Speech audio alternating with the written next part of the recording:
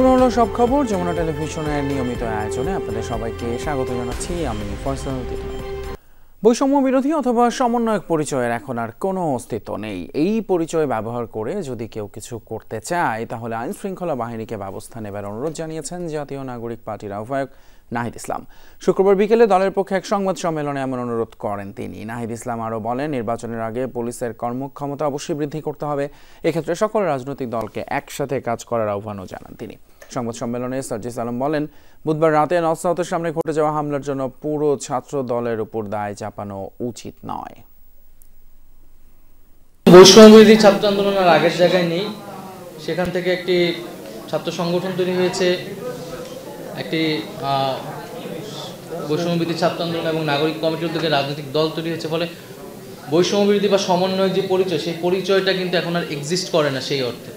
ফলে আইন শৃঙ্খলা বাহিনীর কাছে আমাদের থাকবে, যাতে এই পরিচয় ব্যবহার করে কেউ যদি অপকর্ম করে তারা তাদের আইন অনুযায়ী ব্যবস্থা নেবে। ছাত্র দলের অবশ্যই তার বিরুদ্ধে এই সাংগঠনিক ব্যবস্থাটি নেওয়া উচিত। অন্যথায় তাদের দলের যে নেতাকর্মী যারা রয়েছে, যারা কেন্দ্রীয় পোস্টের, তাদের উপরেই যে তাদের ওই নিয়ন্ত্রণটি নেই এবং তারা একটি তাদের ভিতরের যে শৃঙ্খলার যে পরিস্থিতি, এই বিষয়টি হতে তাদের যে কন্ট্রোলটি নেই, এটি কিন্তু প্রকাশ পাবে। কোনো অপ্রীতিকর ঘটনা ঘটলেই ছাত্রদলের নাম জড়ানোর দুরভিসন্ধি লক্ষ্য করা যাচ্ছে বলে অভিযোগ ছাত্রদলের সভাপতি রাকিবুল ইসলামের। বেসরকারি বিশ্ববিদ্যালয়ের শিক্ষার্থীদের সঙ্গে অপ্রীতিকর ঘটনায় ছাত্রদলের উপর দায় চাপিয়েছেন জাতীয় নাগরিক পার্টির উত্তরাঞ্চলীয় মুখ্য সমন্বয়ক। এমন মন্তব্য করেছেন সংগঠনটির সাধারণ সম্পাদক নাসির উদ্দিন। শুক্রবার বিকেলে নয়াপল্টনে দলের কেন্দ্রীয় কার্যালয়ে সাম্প্রতিক ঘটনার প্রেক্ষিতে সংবাদ সম্মেলন করে জাতীয়তাবাদী ছাত্রদল।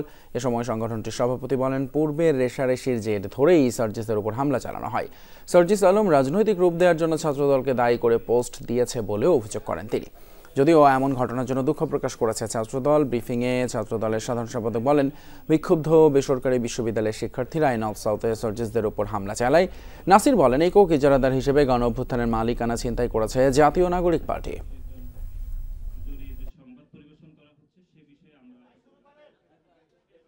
জনাব সার্জিস আলম, ঘটনাটি সার্জিস আলমের সাথে ছাত্রদলের ঝামেলা বলে তিনি এটি ওনার সামাজিক যোগাযোগ মাধ্যমে তিনি স্ট্যাটাস দিয়েছে। আমরা পুনরায় বলছি যে ঘটনাটি নর্থ সাউথ বিশ্ববিদ্যালয়ের সাধারণ শিক্ষার্থীদের সাথে জনাব সার্জিস আলমের সমস্যা হয়েছে।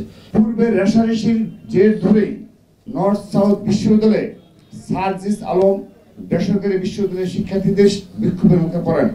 কিন্তু দুঃখজনকভাবে সার্জিস আলম এই ঘটনাকে রাজনৈতিক রূপ দেওয়ার জন্য ছাত্রদলকে দায়ী করে ফেসবুকে পোস্ট করেন। নির্বাচন কমিশন সঠিকভাবে কাজ করলে এই জুন জুলাইয়ে জাতীয় নির্বাচন আয়োজন করা সম্ভব, এমনটাই বলেছেন বিএনপির সিনিয়র যুগ্ম মহাসচিব রুহুল কবির রিজভী। শুক্রবার সকালে রাজশাহীর মোহন পার্কে আমরা বিএনপি পরিবারের উদ্যোগে আয়োজিত এক সৌজন্য সাক্ষাৎ এবং দোয়া মাহফিলে অংশ নেন তিনি।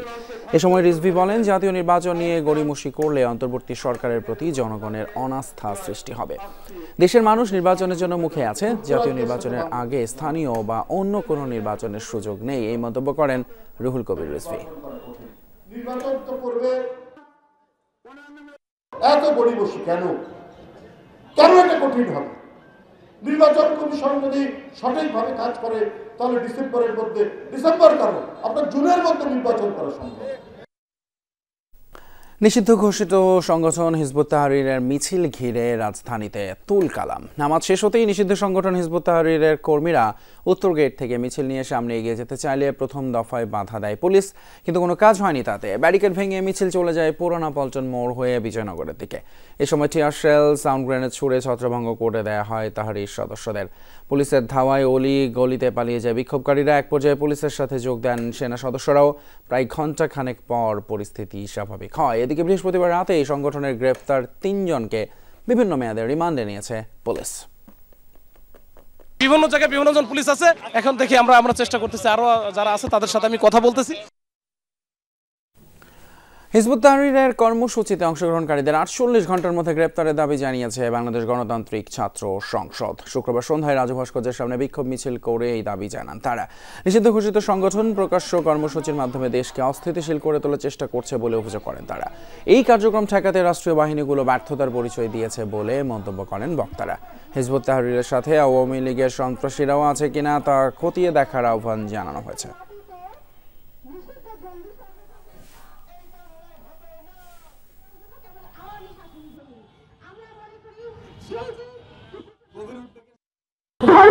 করে যে রাজনীতি নারীকে ছোট করে, নারীর প্রতি বিদ্বেষ পোষণ করে এবং নারীকে অসম্মান করে এবং অবমাননা করে, এই রাজনীতির স্থান এই বাংলাদেশে হবে না। এই আওয়ামী লীগের সন্ত্রাসীরা কিন্তু আজকে এই হিজবুত তাহরীরের মিছিলের সাথে শামিল হয়েছে। কোন বিদেশি প্রেসক্রিপশনে যদি বাংলাদেশ রাষ্ট্রকে অস্থিতিশীল করার অপচেষ্টা চালানো হয়, তাহলে বাংলাদেশের শিক্ষার্থী সমাজ এর দাঁত ভাঙা জবাব দিতে প্রস্তুত রয়েছে। মাগুরায় বোনের বাড়িতে বেড়াতে গিয়ে চতুর্থ শ্রেণীর এক ছাত্রী ধর্ষণের ঘটনায় সন্দেহভাজন 2 জনকে আটক করেছে পুলিশ। তবে এই ঘটনায় এখনও কোনো মামলা হয়নি। মেয়েটি ঢাকা মেডিকেলে চিকিৎসাধীন, জ্ঞান ফেরেনি তার। চিকিৎসকরা জানিয়েছেন শিশুটির অবস্থা আশঙ্কাজনক। 48 ঘন্টা পর্যবেক্ষণের পর তার আপডেট জানাতে পারবেন চিকিৎসকরা। পুলিশ জানায়, কয়েকদিন আগে বোনের বাড়িতে বেড়াতে যায় শিশুটি। বৃহস্পতিবার দুপুরে বাড়িতে তাকে একা পেয়ে পাশবিক নির্যাতন চালায় তার বোনের শ্বশুর। এতে অসুস্থ হয়ে পড়লে শিশুটিকে মাগুরা সদর হাসপাতালে ভর্তি করা হয়। পরে তার শারীরিক অবস্থার অবনতি ঘটলে উন্নত চিকিৎসার জন্য ঢাকায় আনা হয়। রাতেই অভিযুক্ত হিটু মিয়া এবং শিশুটির বোন জামাইকে আটক করে পুলিশ। অন্যদিকে হিটু মিয়ার দৃষ্টান্তমূলক শাস্তির দাবিতে রাতে সদর থানার সামনে বিক্ষোভ করেছে এলাকাবাসী।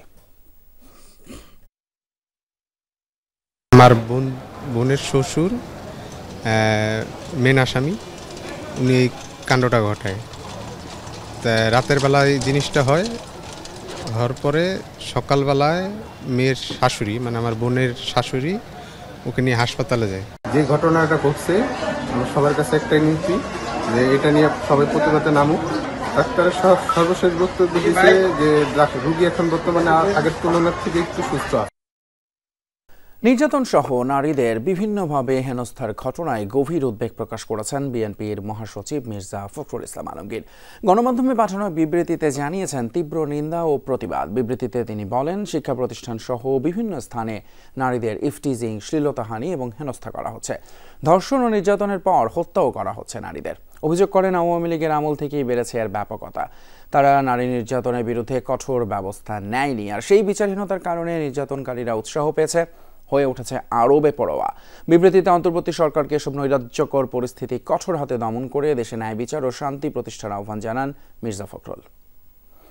বাফুফের উপর থেকে আর্থিক নিষেধাজ্ঞার শিথিলতা তুলে নিল ফিফা। শুক্রবার সন্ধ্যায় ফিফার কাছ থেকে সংক্রান্ত একটি চিঠি পেয়েছে বাফুফে।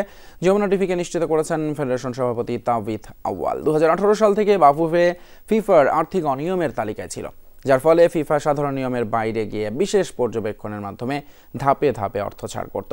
এটি বাফুফের জন্য এক ধরনের বিব্রতকর পরিস্থিতি ছিল। ফিফার অর্থ ব্যবহারের নির্দেশনা সঠিকভাবে না মানার কারণে এই বাড়তি নিয়ম আরোপ করা হয়েছিল। পরিস্থিতি আরও জটিল হয় যখন 2023 সালে বাফুফের সাবেক সাধারণ সম্পাদক আবু নাইম সোহাগকে ফিফা আজীবনের জন্য নিষিদ্ধ করে আর্থিক অনিয়মের অভিযোগে। নতুন সভাপতি তাওবিথ আউয়ালও ফিফার প্রতিনিধি দলের সাম্প্রতিক ঢাকা সফরকে সর্বোচ্চ গুরুত্ব দেন। তাদের লক্ষ্য ছিল বাফুফেকে ফিফার আর্থিক অনিয়মের তালিকা থেকে বের করে আনা। ঢাকায় আসা প্রতিনিধি দলের প্রতিবেদনের পরই মূলত ফান্ড ছাড়করণের শিথিলতা সরেছে বাংলাদেশ ফুটবল ফেডারেশনের উপর থেকে।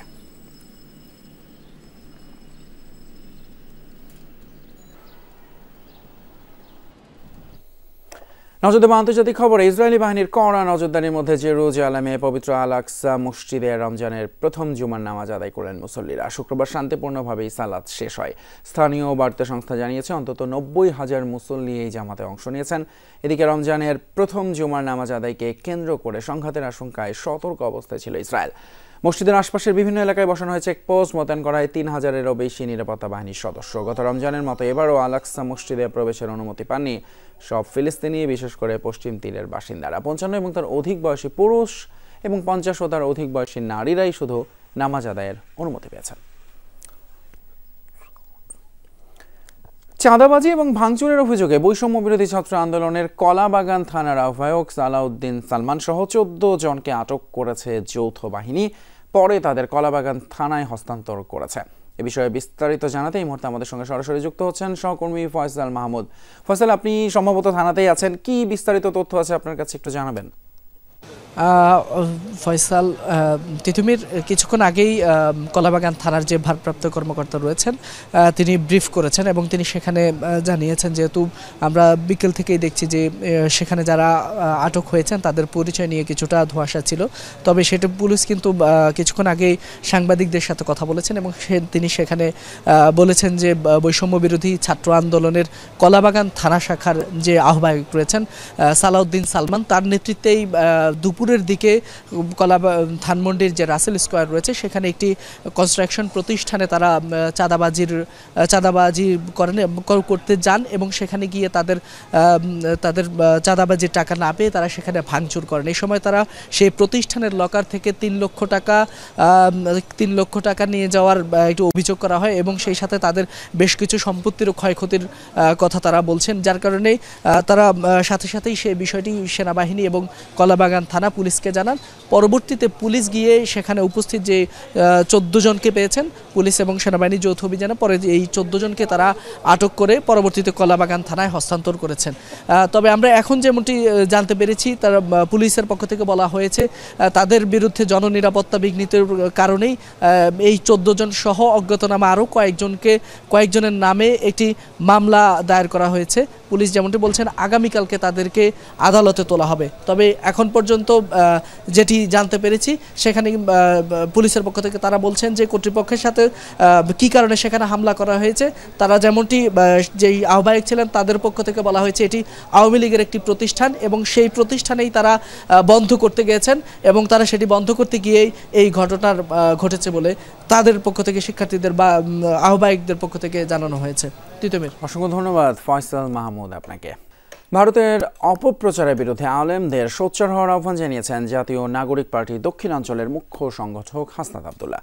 না হলে সব অর্জন বিফলে যাবে বলেও মন্তব্য করেন তিনি। শুক্রবার বিকেলে রাজধানীর ধানমন্ডির একটি রেস্টুরেন্টে জাতীয় ঐক্য আলেমদের ভূমিকা শীর্ষক আলোচনা সভায় কথা বলেন হাসনাত। তিনি বলেন, ধর্মের নামে ইসলাম পরিপন্থী সব কাজের বিরুদ্ধে আলেম ওলামাদের সোচ্চার থাকতে হবে।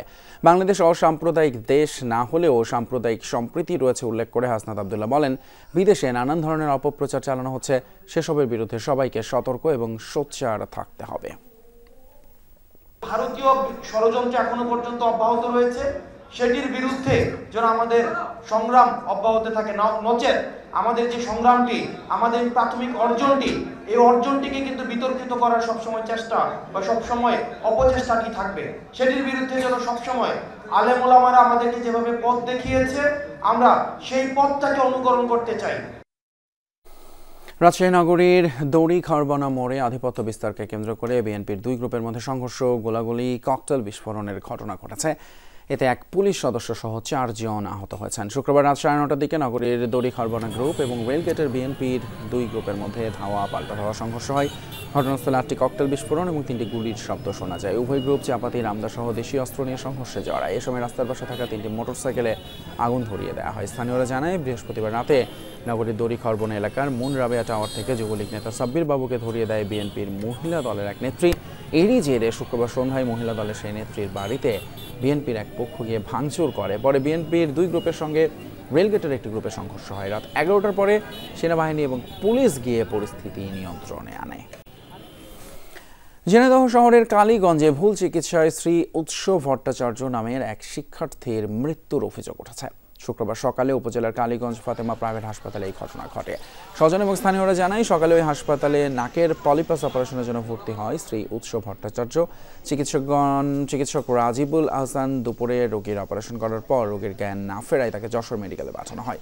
সেখানে পৌঁছালে চিকিৎসকরা তাকে মৃত ঘোষণা করেন। পরিবারের পক্ষ থেকে ঘটনা সুস্থ তদন্ত দাবি করে জড়িতদের শাস্তি দাবি জানানো হয়েছে। এরই মধ্যে হাসপাতালটি পরিদর্শন করেছে স্থানীয় প্রশাসন, তবে থানায় অভিযোগ দায়ের করেনি পরিবার। শ্রী উৎস ভট্টাচার্য সরকারি মাহতাবউদ্দিন ডিগ্রি কলেজের 1ম বর্ষের শিক্ষার্থী। সিলেটের কানাইঘাট সীমান্তে ভারতীয় খাসিয়াদের হামলায় এক বাংলাদেশি মারা গেছে। মরদেহ নিয়ে গেছে ভারতীয় সীমান্তরক্ষী বাহিনী বিএসএফ। বিজিবি জানিয়েছে, শুক্রবার দুপুরে লোভাছড়ার সীমান্তে যায় শাহেদ মিয়া। সেখানে ভারতীয় খাসিয়াদের হামলায় প্রাণ হারান তিনি। মরদেহ নিয়ে যায় বিএসএফ। এ বিষয়ে তথ্য জানতে চাইলে বিজিবির কাছে মরদেহের ছবি পাঠায় বিএসএফ। পরে নিশ্চিত হওয়া যায় তার পরিচয়। জানা যায়, নিহত শাহেদ কানাইঘাটেরই মঙ্গলপুর গ্রামের বাসিন্দা। মরদেহ ফিরিয়ে আনার কাজ চলছে বলেও জানিয়েছে বর্ডার গার্ড বাংলাদেশ।